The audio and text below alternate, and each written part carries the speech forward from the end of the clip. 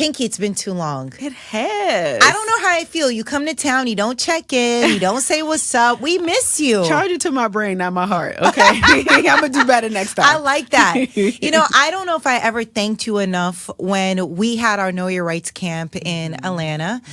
With Colin Kaepernick, and you made it happen. We did great work together. You came, you brought Slutty Vegan, gave out food to the kids. Everyone loved it. Yeah. And I do it again. Oh man, time flies. Yes, I can't believe it. That was 2019. That was a very long time ago. A lot has changed since then. lot has changed, but the one thing I do know is that you showed up then, and I'm sure you still show up for your loved ones and when you are needed. And I will. That's right. That's right. Tell Colin I said hello. I will. Absolutely. So let's talk about this. You are now part of the Real Housewives of Atlanta. Yes. I don't know if I expected that. I don't think nobody did. That's how everybody starts with. What made you want to join? I'm still trying to figure that out. But it was actually the best, craziest decision that I ever made. Here it is. I'm a successful restaurateur, philanthropist, actor, author, all of the things. I do it all. And then the opportunity came around to just put all of my business out on Front Street. I'm surprised. So who would say no to that? Why? Why do you want to put your business out there? I filed for a restructure in my company. You've seen it, right? I had $20 million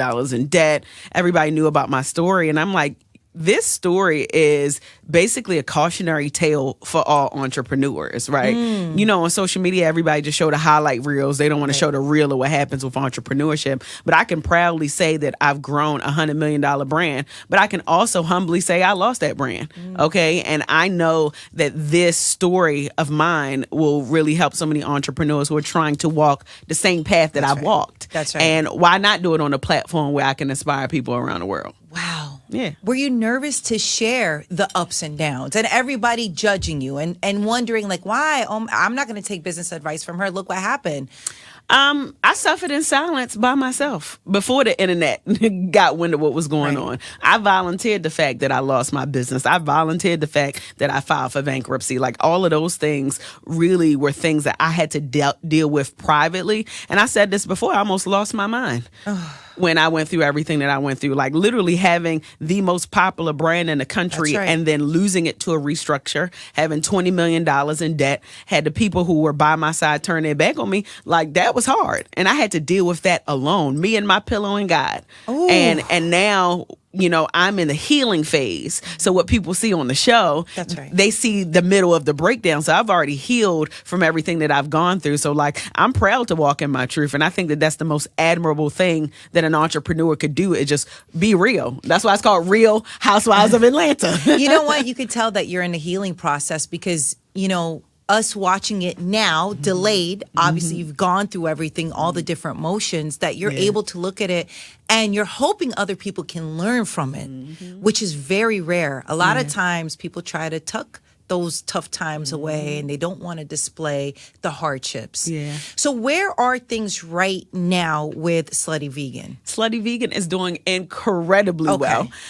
We are franchising. Okay, so now do you own it again? Yes, it's mine. Okay, so can you give us the timeline? Because I think... Yeah, so let me break it down for the people who don't know. So in February 2025, my company went through a restructure. So what that means is an estate came in and took over the assets and they took over the debt. Okay, so I didn't own the company for 43 days. I since have bought the company back 43 days later with my money, okay, because I believe in my brand that much. And as you should as an entrepreneur, if you love your thing that much, you're going to fight for it. You're going to stand on the front line. So I bought it back. And after I bought it back is when I started having problems because I was the personal guarantor for everything in the old co. Right. So if you know anything about business, which you know a lot about business, right? You understand that if you're the personal guarantor, they don't care what you do. They want to get their money. That's right. So here it is. I'm on the hook for a company that no longer exists. So I had to do what I had to do as an entrepreneur. And you said that most people pocket that and they don't talk about it. But I said, you know what? There is a lane for vulnerability in entrepreneurship. Yeah. And there are going to be some people that'll judge. There'll be some people that are going to laugh. But there's going to be a pocket of people that are going to be inspired and say, you know what? I can keep going because Pinky did it. I'm not going to give up because Pinky didn't give up. And I'm just so happy that I can walk in that truth. And at the end, it's all going to make sense. So as for Slutty Vegan, it's giving world domination all over again. Jay-Z had a line, if you made me once, maybe I'm doing it again. Watching me do it again in real time. And, you know, it's just going up every single day. And I'm so happy that I'm moving with purpose this time around. Ooh, you've turned Slutty Vegan into a franchise. Yes. So what does that mean when we hear franchise? Yes. So that means that if you and Colin got some money, and y'all do, and y'all want to open up a Slutty Vegan, you can buy a Slutty Vegan from me, right? So you can you can buy the rights to license Slutty Vegan, and you can open up your own store. All of the money goes to you, minus 6% of the net sales, okay? And that 6% goes to you. And the 6% goes to me. You created Slutty Because I Vegan. created it. Yeah. So I've already signed over a dozen franchises. Really? Already. So let me tell you something, how God is better than good, okay? I've been laid out on the cross. I've had people lied on me. I've been judged. I've been laughed at. People called me broke. They said all of the things. Yeah. And people still want my dusty brand. They still want to franchise my little dirty old brand. That's this $100 million brand. And that to me is what makes me keep going. That's right. That's what makes me say, you know what? I'm going to keep running through this brick wall because there's nothing that's impossible. There's nothing that I can't do. What made you want to start Slutty Vegan? I don't know if we've ever had that conversation. What was the purpose behind it? Well, I was sitting in my 2-bedroom apartment and I was smoking some weed. And that was a good ass strand. Okay. Can I say that? Anyway, but you know, at the time, you know, I had a restaurant in New York, in Harlem, New York. It was did not know that. It was called Pinky's Jamaican and American Restaurant. And I had a grease fire, lost everything, car got repoed, got kicked out of my apartment. And at the time, I got a call from a show called Iyanla Fix My Life. And they asked me to go and be the casting director. And when I went there, they was like, hey, we need you to go to Atlanta temporarily. So I went to Atlanta and I was sitting in that 2-bedroom apartment. And that was a good strand. Thank you, God. Because I came up with Slutty Vegan and the rest has been history. And I've been able to build something so special by helping people to reimagine food. And that's really how it started. I remember the first time we tried it. This, again, back in 2019. It was a surprise. Colin and Eric Reed, who also protest alongside Colin. But we were there visiting Atlanta because different artists had created murals for Colin and the protest, right? And then we stopped by and we didn't know what to expect. And you just graciously came by and brought Slutty Vegan, and it was delicious. Yay. We fell out. We were like, what? This is crazy. And then when it opened up out here, I remember just thinking like, why is it so far away from all of us? But it was so good, and I'm so glad that day you were smoking that weed because that idea, wow. Listen, I said if I ever find it again, okay, I'll become the dealer, damn it. It was that good. It was that good. Okay, so now that you're part of the Real Housewives of Atlanta, is it what you thought it was going to be? You know, I walked in with the intention that I was going to be my full, authentic, and vulnerable self.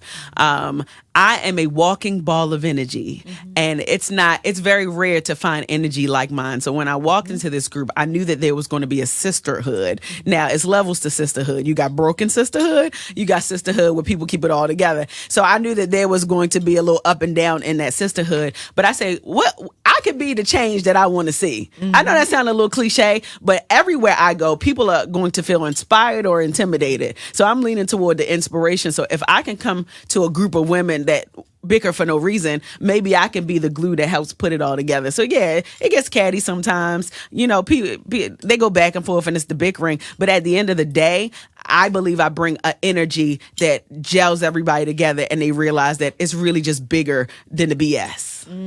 Yeah. Do you feel like you've been the glue?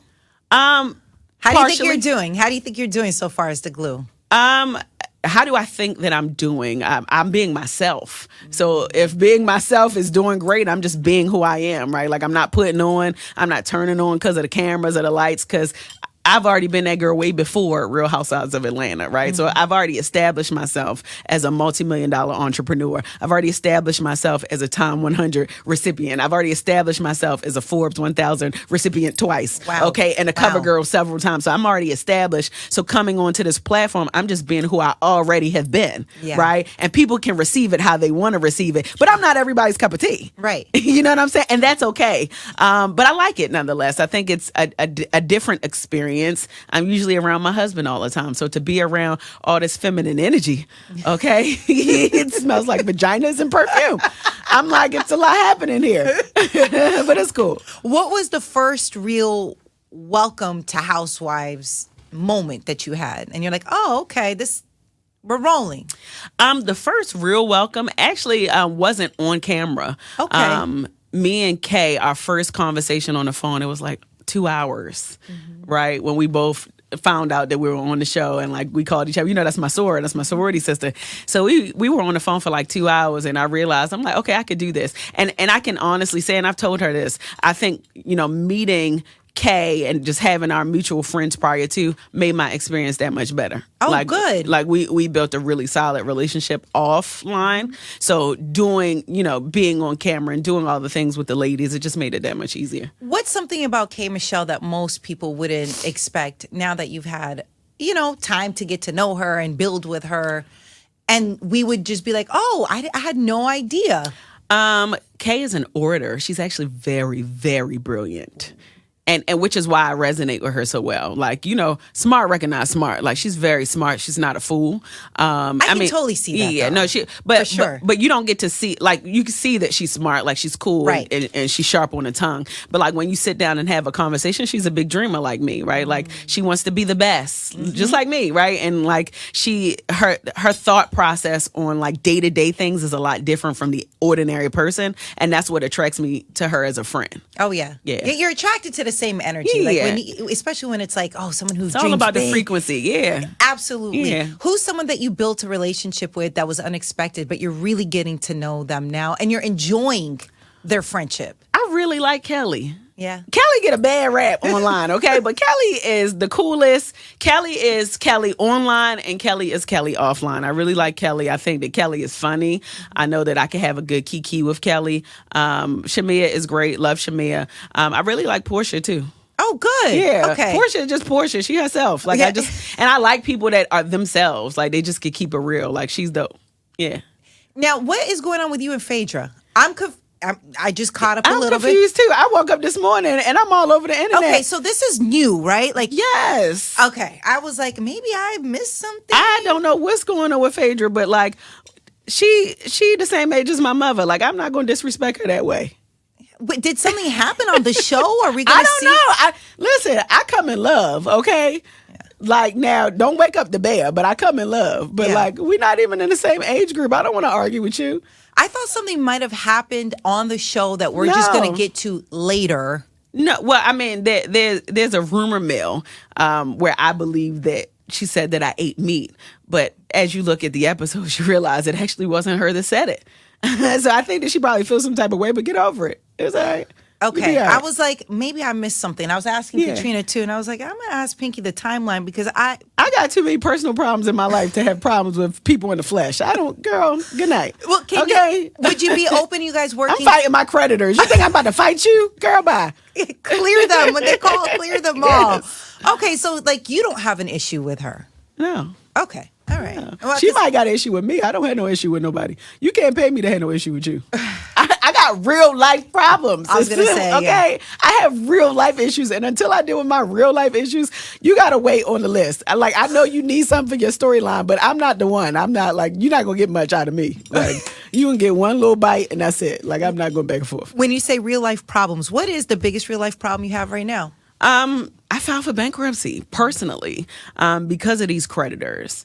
And because I filed for bankruptcy personally, I'm just adapting and adjusting. And like, there's a certain level of vulnerability that you got to have when you file for bankruptcy. They want to see how much money you make. They want to see what you're doing, all of the things, your every move. Like, people don't know when you file for bankruptcy, do you know that you have to open up a debtor in possession account? Do you know what that is? No, it's called tell a me. DIP account. Okay, so what does that do? So basically, it's an account where your trustee can see everything, your every move, right? So it's very invasive, right? So bankruptcy is a good tool to use if you need some relief or reorganization, but it also comes with some fine print, and you got to be okay with that, which is why, I'll see articles about myself. Like, I just had one of my calls, and a journalist was on the call, and I'm just like, but this is the life that What do you mean a journalist was on the call? A journalist was on the call. It's public record.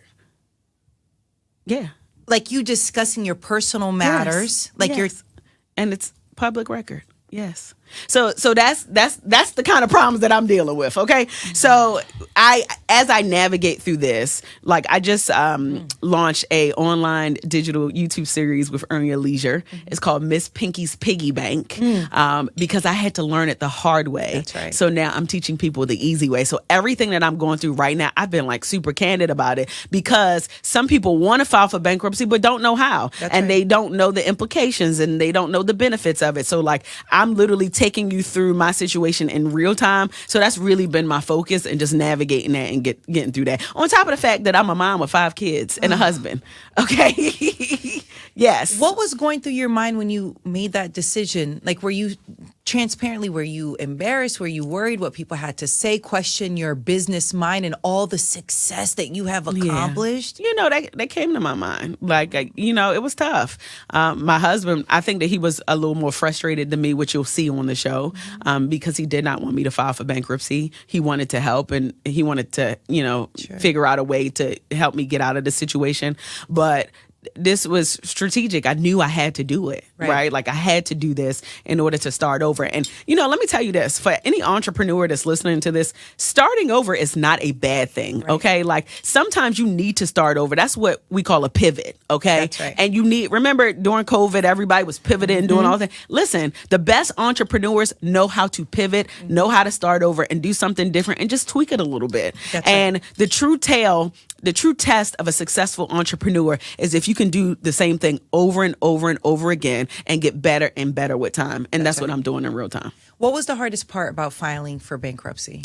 The hardest part, actually, I remember I filed and people didn't know for probably like 3 weeks. And then I wake up one day and I'm all over the internet. And I'm like, wait a minute. Like I didn't, people know me. Like I've always been popular and I've always been highly respected. So what I didn't like is that news hitting the internet before I could tell my truth. Right. And I wasn't prepared for that to hit the internet. But let me tell you how God worked.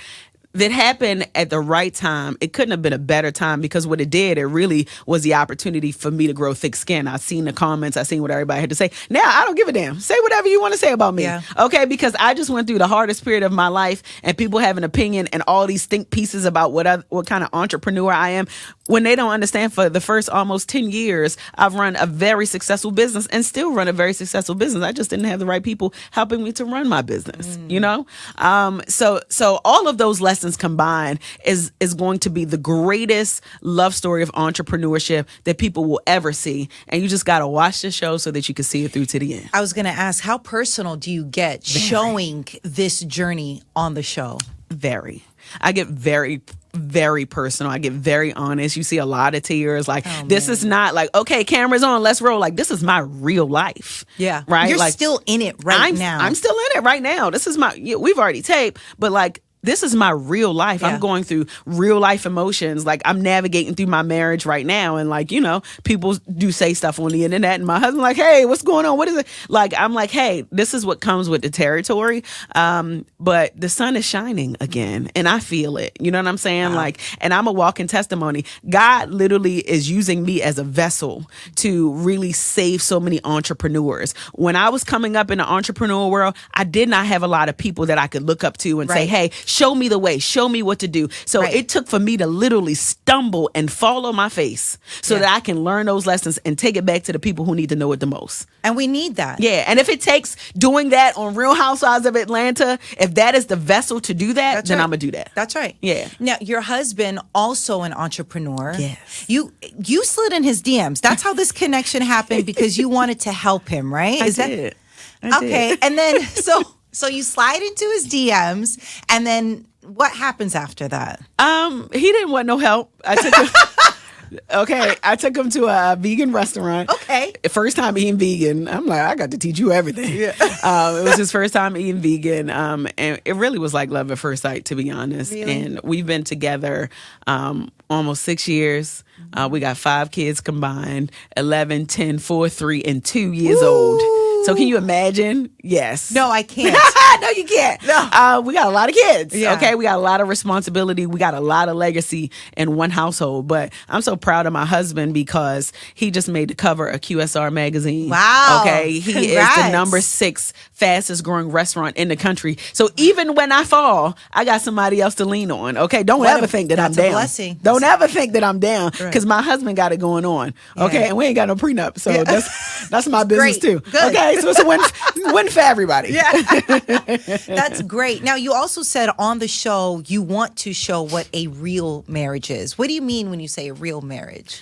You know, people always kind of get a little cringy when, like, if my husband make me upset, I will vocalize it. We not going nowhere. Right. Okay. We stuck like glue and we stuck like Chuck. And I don't care what happens. That's my person. And I know that God put him in my life. But just like any real marriages go through stuff. Right. Yes. And, you know, oftentimes women come on shows like this and like they just show the highlight and everything is good. And sometimes everything ain't all good. Right. Sometimes I just want to knock him in the head. Okay. Like sometimes you're in a relationship, you understand. Right. Right? Like relationships are not all. You in a relationship still, right? Yeah. Okay. Like Paul and I are married. Yeah. Oh, y'all married? yeah. Oh, congrats. I know y'all married. Yeah, we did it privately. You know. Okay, so you understand. 1,000%. Marriage is not 100. It's work. Right. It is work, but you have to choose each other every single day. So I choose him every single day. Every single day. Sometimes you get on my nerves, but I'm going to choose you every single day. And people need to see more ideas of real marriage. Right. Because then you really can make an informed decision on is this really what I want? Like, is this what I'm going to go through when I'm in marriage? And maybe, more than likely, yes. But it's the most beautiful, it's the best decision that I've ever made in my life. Wow. The best. Wow. Marrying my husband. Why? Because I found my person, right? So like he is me when I look in the mirror. When I look at myself in the mirror, I see my reflection in him. Like he is the person that like when I'm feeling down and I'm feeling defeated, like he like a coach. He like, nah, get up. What we gotta do? Like, that's right. And you need that in a partner. You need somebody that's gonna pick you up when you feel like throwing in the towel. Yes. He throw that towel right back in my face. That's right. And like I'm his trophy. He my trophy. When we step out, I'm proud to call him mine, and he proud to call me his. You know. What's the hardest thing that we see the both of you go through during this season? The hardest thing is that I'm Jamaican and I'm very prideful, right? And I watched my independent mother take care of 5 kids, okay, while my father did 22 years in prison before he got deported back to Jamaica, okay? So my mother worked 4 jobs, plus she was and still is a lead singer for a reggae band. So anything that she ever wanted, she got on her own. She never asked anybody to bail her out. She never borrowed money from anybody. She did everything on her own. So this might be a trauma response, but on the show, what you see is me being so independent. Okay, because I learned it growing up. I learned to get everything that you want on your own. Don't rely on anybody to get it for you, and like pick yourself up off the ground. So I'm glad that I got that from my mother. Is that the best thing in marriage? Maybe not, but you'll see that in real time. Wow. Yeah. Oh, yeah. Can you relate? Okay, yeah, this season. Oh, yeah, we need to see what's going on. What's something about your relationship with your husband that people don't see on TV? We are hysterically funny.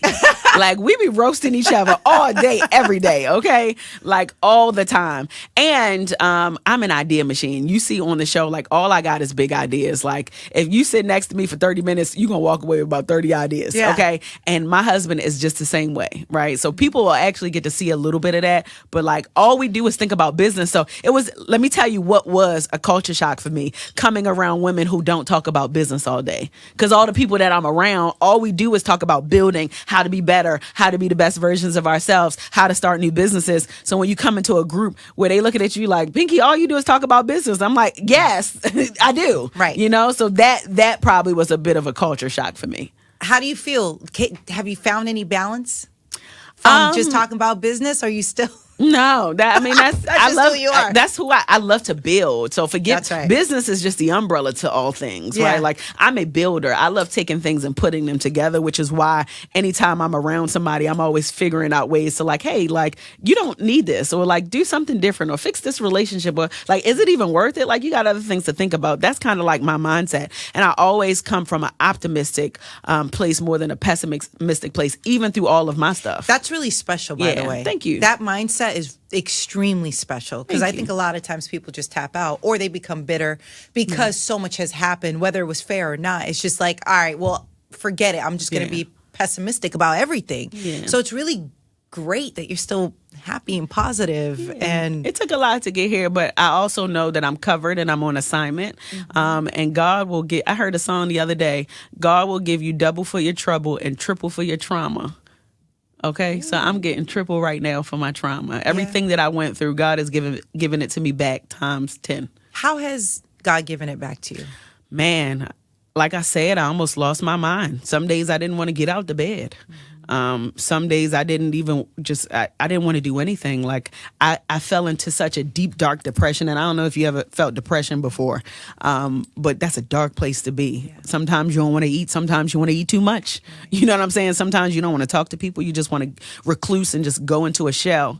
And God healed me from that because I needed to be a mother to my kids. Oh, yes. Right? I needed to be a good wife to my husband. But I'm so glad that I hit rock bottom because anything that happens in my life now, I'm like, it can't be that bad. Because if I got through what I just got through, like, I can get through this. How did you know you were depressed, and do we learn about your experience on the show? I seen it in my face. Yeah. You ever be so stressed out? You don't even look like yourself. Yes. Like I seen the stress in my face. And I mean, a little TMI, like I didn't even want to be intimate with my husband, right? Like I didn't love me. And not because of like just the level of how I looked stressed, but I just didn't love me. I just was not in a good place. But what I told all of my friends is that I needed to go through everything that I went through because it brought me to my knees. And the minute I got to my knees is when I met God. And you almost have to surrender at that point. That's what I did. And I said, God, if you get me through this, every stage, every platform, every opportunity I get to say your name, I will. So if you notice, if you ever watch any of my interviews, every single interview, I say God. Because only God could get me through what I just got through. Only God. How did your family show up for you during that time? My mother and my mother-in-law was there for my kids. Sometimes I didn't even want to play with my kids some days. And then I'm being like super vulnerable. Like the average person probably wouldn't be honest about that. But like I would come in the house and I just would go in the room and close the door. But my mother, she got it. She knew like Thank God. I'm an overachiever. Right. You got to understand like I was Miss Junior in college, Miss Omega Psi Phi, Miss Clark Atlanta University, became a Delta, competed in a local Miss America, did all the things, got all of these titles, all of these covers. I don't lose. That's right. Yeah. Everything that I put my hands on turns to gold. So when this doesn't happen the way that I wanted it to happen, somebody who is always an overachiever, that hits you hard. Yeah. You can, I'm not going to say it, but y'all can understand what I mean. Absolutely. You understand what I'm saying? It breaks you. And even just being on the receiving end as a partner, having to witness it. So can you imagine what my husband had to deal with? So it was incredibly hard. And that's why me being on this show is bigger than just me being on a reality show. They can say whatever they want. I'm not the girl that's about to wear designer all day, designer bags, and I got a beautiful house and nice cars, but like that's not who I am. My mouthpiece is going to save lives. You understand what I'm saying? My real life story is going to encourage people to like keep going, like in real time. And I think that is the dynamic that has been missing on this show. Is it? Maybe I'm biased because, I have seen you throughout the years and you've always been good to us. But I do feel like you catch a bigger rap in the situation, right? We know so many entrepreneurs have filed for bankruptcy or they go through hard times and we see it get, on Front Street or maybe not Front Street. But I don't feel like they have this much backlash. Do you feel like you're getting extra, and why? Like, I do. Or am I thinking too hard about this? Okay. No, you're not. I do. I'll just say this. I'm a professional, and I was not the only person involved in the breakdown of course, my business. Right. But I'm also not a coward, okay? And it's important to me for people to understand that success is my best revenge. So I could publicly go out and out all the people who played a part in the breakdown. For what? Right. Like I'm so covered, and this 2.0 is going to be bigger than life. So the rap that you see, I eat it. You know why? Because my name is on the door. And when you're an entrepreneur, you got to take the good with the bad. When it was good, it was great. And when it was bad, I got to take that too. And that is what comes with being a boss. Yeah. Okay. So if you really want to be a boss, you got to take the highs and the lows. So I'm taking it on the chin. That's right. And success is going to be my best revenge. That's right. Yeah. The name Slutty Vegan, you never got talked talked out of it. Right? No. I'm sure people were like, you should change it. It's not professional enough. People are going to turn away. Was there a lot of pressure to change the name? People pressured themselves to change their name. I'm clear.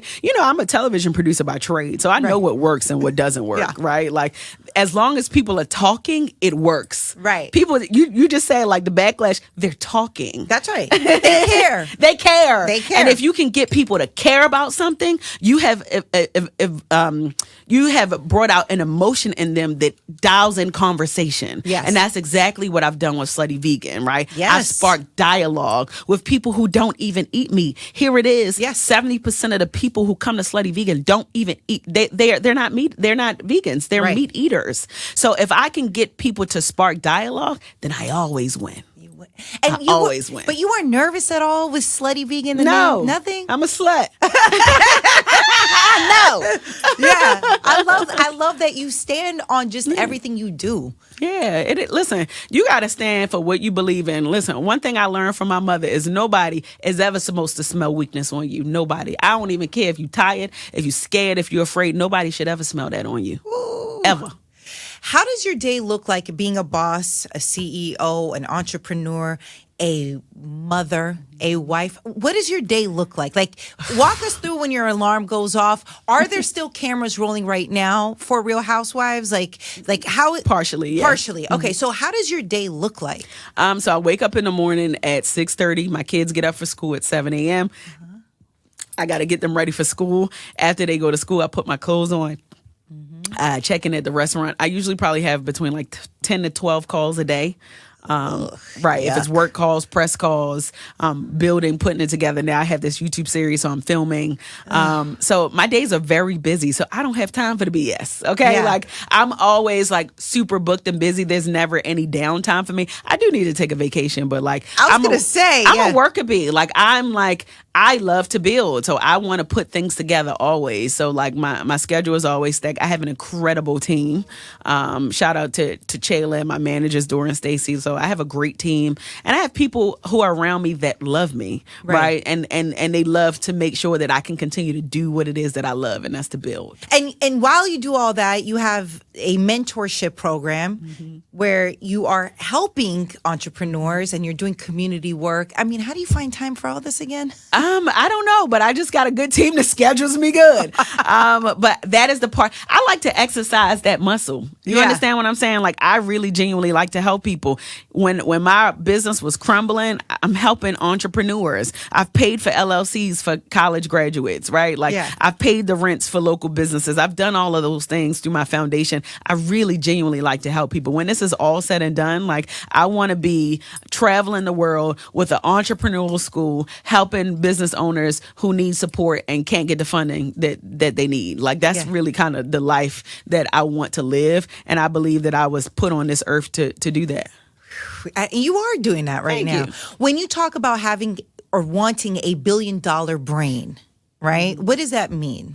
You know, it's funny because I was just talking about this the other day. When I say $1 billion brand, I'm not talking about actual, like, I need $1 billion in the bank. So let me tell all the people that are listening to this something about money, okay? Money does not solve your problems, but money can pay bills, okay? Money can provide you access to a level of peace that you otherwise probably would not have had, right? By way of freedom, not having to worry, being able to travel the world with your family. Does it eliminate all problems? Absolutely not. But the fact that I could wake up in the morning and take my kids to school and put my children in the best school so that they can speak 5 languages, okay? So that they can go through all the extracurricular activities, so that they can see things that I never got the opportunity to see while I was growing up. You damn right I'm building $1 billion brand, because it's about legacy for me. And I'm on my way to that. And even if the ticket doesn't say $1 billion brand for the first company, if I sell the first one, I'm going to go build another one. And then I'm going to flip that and go build another one. And the end goal is to be able to provide a way to not have to worry. Yeah, the worry. That's really what it is. We work that hard so one day we don't have to worry. Agree. Okay. That's right. I was watching an interview the other day, and this lady said, wealthy people don't have a concept of money because that's not the thing that moves you now. It's like what brings you peace, right? Like and I know that feeling because I've been there, right? Right. So now I'm back on the train, and I'm rolling back on that train, and I'm thriving to get back to that level of freedom and peace because that is what money cannot buy. That's right. Yeah. When you said legacy, what do you want your legacy to be? I want to build a legacy of resilience. Okay. When I was born, my father got sentenced the day that I was born. The day. Yes. Oh my goodness. So I grew up with the odds stacked against me, right? In America, I ain't American enough. In Jamaica, I ain't Jamaican enough. Right. So like I always was at an intersection of never fitting in. Right. So my audience is the person who has always felt like the underdog. OK, but the underdog always wins. The underdog will always arrive every single time. So when I'm dead and gone, I want people to tap into that Pinky Cole energy, right? Like, what would Pinky do? Like, would Pinky give up on this? Would Pinky keep fighting? Would Pinky keep going? Like, that is what my legacy is going to be. And I want people to tap into that energy in a way where they feel like they can run through that brick wall and do all the things that they desire.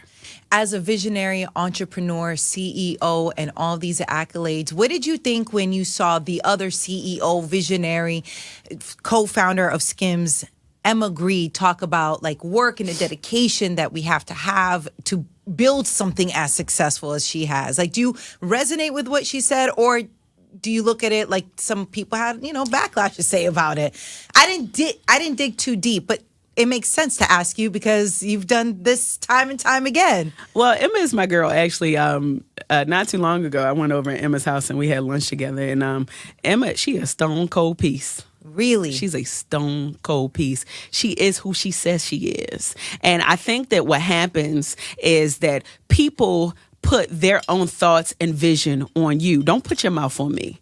How I choose to live my life, how I choose to run my household, how I choose to run my marriage, it's on me. And your opinion doesn't matter. It's not valid because it's yours and it's not mine. And you got to let me be me. She's successful for a reason, right? She's built several billion-dollar brands for a reason. Right. So obviously she knows exactly what it is that she's doing, and she's doing something right. So kudos to Emma. Shout out to you, girl. And I'm so proud of you, Emma. You are the bomb. Yeah, and I was so curious to hear because I saw a lot of backlash. I was like, because of what is it? A mom 3 hours. A 3-hour mom during the week or whatever, because I mean, if you really think about it, like there's a lot of us super uber successful women who are 3-hour moms. We just hate to admit it. Let's be honest, because most of us got nannies, most of us got help, most of us got help on top of help. So yeah, like the math might not be the same over here, but it ain't far off. Let's just be honest. And I think it's also understanding it might not be for you. Yeah, it's okay if that's not what you want. Yeah, right. But I respect the honesty. Like, be honest about the success. How did you really make people the success? cannot take honesty. When somebody is too honest, they get scared. Like, do you want the honesty or you don't? Right. And it's okay to have an opinion if you don't like it. Yeah, like you don't pay my bills, so like you can keep thinking from the sideline behind the computer screen.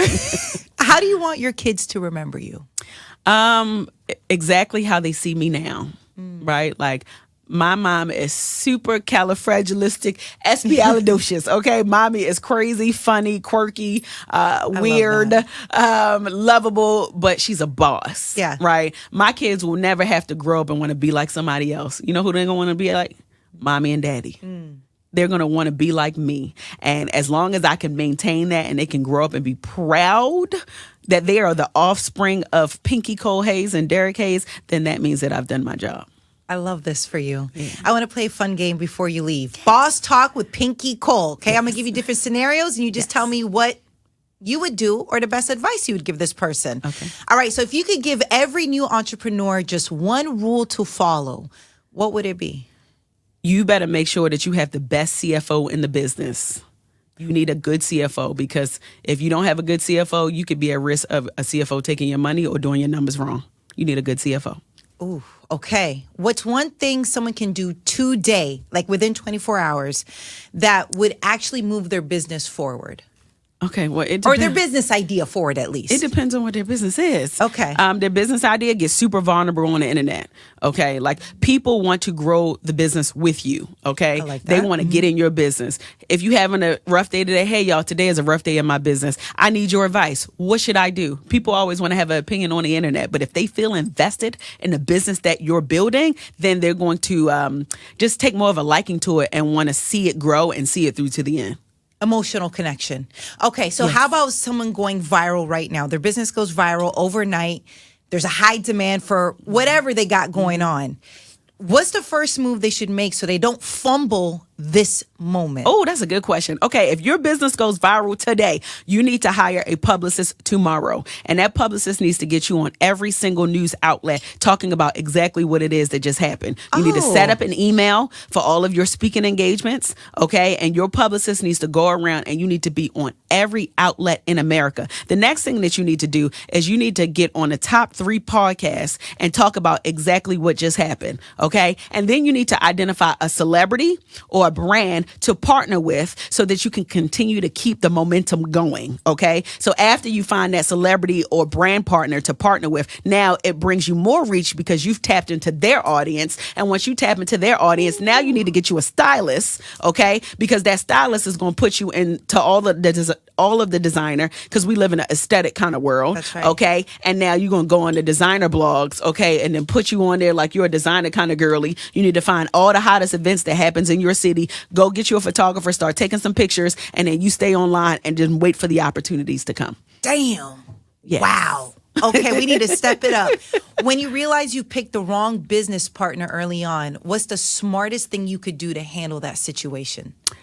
Oh, the smartest thing to do to handle that situation is to buy yourself out. Okay. Wow. To buy yourself out. Okay. This is great. Yes. If you have a bad business partner, you can actually sell your stake of the business to the partner that you no longer want to do business with. Mm-hmm. Okay. And you might get a lesser value than what you expect. Sure. But guess what? You have a peace of mind. And remember what we talked about is peace and not worrying. Okay. And then you go take your earnings from that business and you go find you another business to start without that partner. That's or find all the things in a new partner that partner did not have. Yes. Okay. And then you go do it again, because guess what? If you can get here the first time, you can get there again. That's right. Yes. Pinky Cole on the Real Housewives of Atlanta. I Yes. can't believe I'm saying this, but I'm so excited to watch your journey. Thank you. I'm so thankful that you're willing to share some of the darkest times of your life so that we can learn. Yes. And thank you for doing that. I don't know if people thank you enough, because it's a really vulnerable space to be in when you display the hardships, the darkest points of your life. Yeah. And we ultimately are not going to make, hopefully, some of the same mistakes. And I'm sure you don't want people to make those same mistakes. So thank you for sharing your journey on the show. Thank you. This is crazy. This Sunday. is my favorite interview today, oh my by gosh, the way. really? That Yes. makes me happy. Yes. Well, I mean, I'm a softie, right? And I feel like it's important people have safe spaces to have conversations, even if there are hard questions in it. It's important to come with it with good intentions. Well, this was very safe, and I see why you've been on the air so long. Thank you. Yes. And I'm excited for you to keep on growing and being unapologetic. Thank you.